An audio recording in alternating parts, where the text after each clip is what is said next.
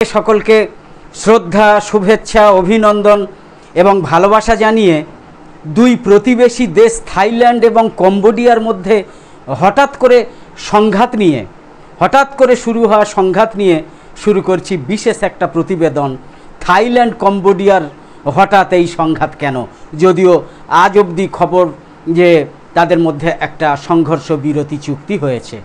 তো এই শিরোনামে তৈরি আজকের এই গুরুত্বপূর্ণ ভিডিওটা উপস্থাপন করছি আমি জাকির হোসেন শেখ। গতকালই এই ভিডিওটা শ্যুট করার কথা ছিল।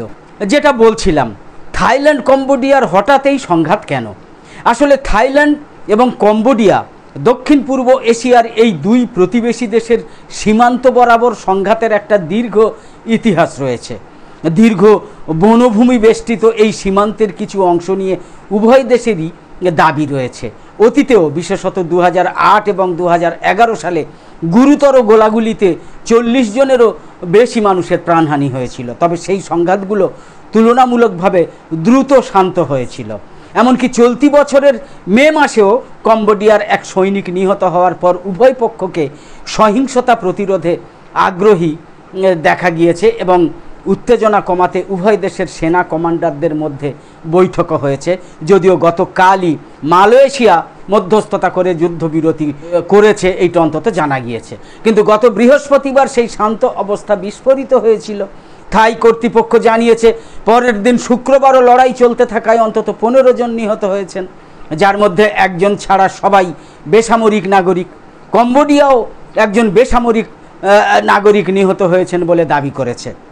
গত বুধবার একটা ল্যান্ডমাইন বিস্ফোরণে 5 জন থাই সেনা আহত হওয়ার পর এবারের উত্তেজনা বড় আকারে ছড়িয়ে পড়েছিল।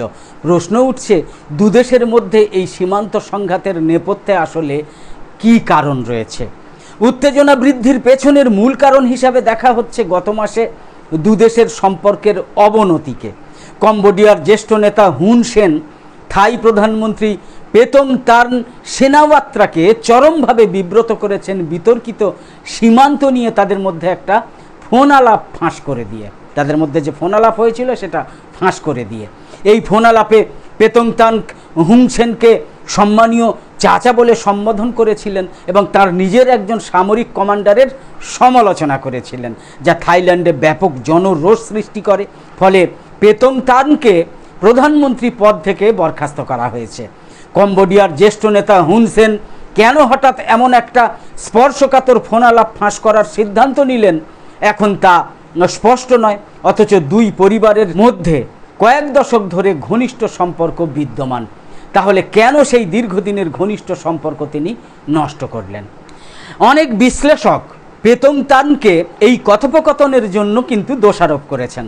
হয়তো তিনি বিশ্বাস করেছিলেন যে তার বাবা প্রাক্তন প্রধানমন্ত্রী থাকসিন সিনাওয়াত্রার সঙ্গে হুন সেনের বন্ধুত্বের সূত্র ধরে তিনি দুদেশের মতবিরোধগুলো সমাধান করতে পারবেন। উল্লেখ্য যে অতীতে থাকসিনের বিরোধীরা এই বন্ধুত্বকে ব্যবহার করে তার বিরুদ্ধে কম্বোডিয়ার স্বার্থকে থাইল্যান্ডের স্বার্থের উপরে স্থান দেওয়ার অভিযোগ এনেছিল। যাই হোক, এই মুহূর্তে যা রহস্য রয়ে গিয়েছে সেটা হলো কেন হুন সেন সেই বন্ধুত্ব নষ্ট করার এবং এই সংঘাতকে উস্কে দেওয়ার সিদ্ধান্ত নিয়েছিলেন। হয়তো এর পেছনে ছিল এই বছর স্ক্যাম সেন্টারগুলোতে চাপ সৃষ্টির জন্য থাইল্যান্ডের সিদ্ধান্ত, অথবা জুয়াকে বৈধ করার থাকসিনের উচ্চাকাঙ্ক্ষা, যা কম্বোডিয়ার লাভজনক ক্যাসিনো শিল্পকে হুমকির মুখে ফেলেছিল। এরকমটা হতে পারে, অথবা হয়তো এখানে আরও সরল কোনো ব্যাপার ঘটেছিল। এই ফোন আলাপ ফাঁস সিনাওয়াত্রা পরিবারকে সম্পূর্ণ অপ্রত্যাশিতভাবে হতবাক করে দিয়েছে। থাকসিন এবং পেতংতার্ন উভয়ের প্রতিক্রিয়া থেকে মনে হচ্ছে যে তারা বিশ্বাসঘাতকতার শিকার হয়েছেন। এর মধ্যে দিয়ে দুদেশের মধ্যে ক্রমবর্ধমান তিক্ত বাকযুদ্ধ শুরু হয়েছিল। তবে এটা কেবল কথার চেয়েও বেশি কিছু ছিল। কিন্তু থাই পুলিশ থাইল্যান্ডে প্রভাবশালী কম্বোডিয়ান ব্যবসায়ীদের বিরুদ্ধে তদন্ত শুরু করেছিল, যাদের বিরুদ্ধে জুয়া এবং প্রতারণার সাম্রাজ্য গড়ে তোলার অভিযোগ রয়েছে। পিছু হাঁটার পরিবর্তে কম্বোডিয়ার হুন সেন থাইল্যান্ড এবং বিশেষ করে সিনাওয়াত্রা পরিবারের বিরুদ্ধে বাগাড়ম্বর বাড়ানোর সুযোগটাকে লুফে নিয়েছিলেন বলে মনে করছেন অনেক বিশেষজ্ঞ। তিনি দাবি করেছেন যে তার কাছে গোপন নথি রয়েছে। হুন সেন যা প্রকাশ পেলে থাকসিন ফেঁসে যেতে পারেন এবং প্রমাণ হতে পারে যে তিনি রাজতন্ত্রের অপমান করেছেন। থাইল্যান্ডে আসলে এই রাজতন্ত্রের অপমান করাটা একটা বড় অপরাধ, যার জন্য কারাদণ্ডও হতে পারে।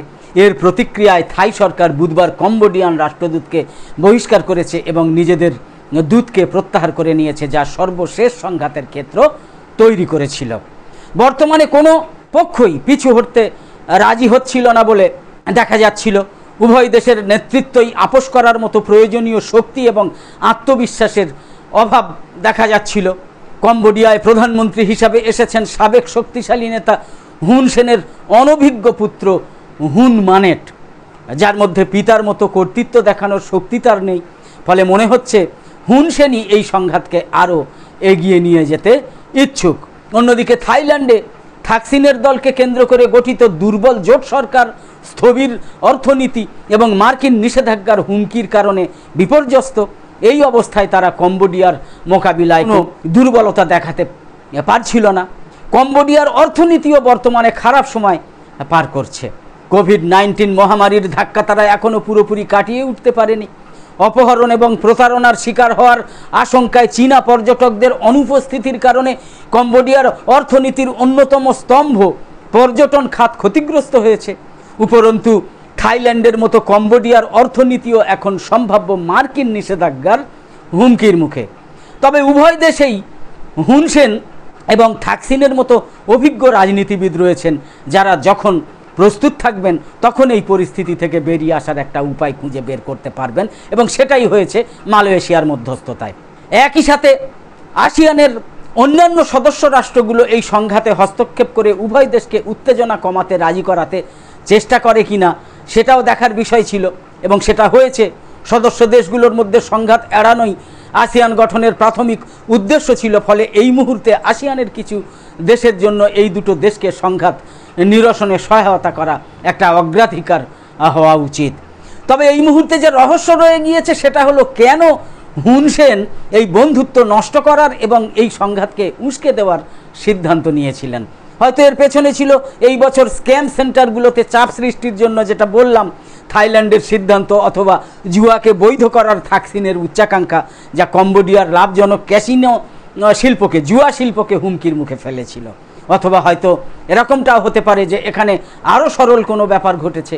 এশিয়ার সবচেয়ে ধূর্ত রাজনৈতিক জীবিতদের একজন কিন্তু হুন সেন একটা ম্যাকিয়াভেলিয়ান পদক্ষেপ নিয়েছেন। তিনি থাইল্যান্ডে নিজের বেশিরভাগ প্রভাব হারানো এক মিত্রকে, মানে ওই থাকসিনকে ত্যাগ করেছেন।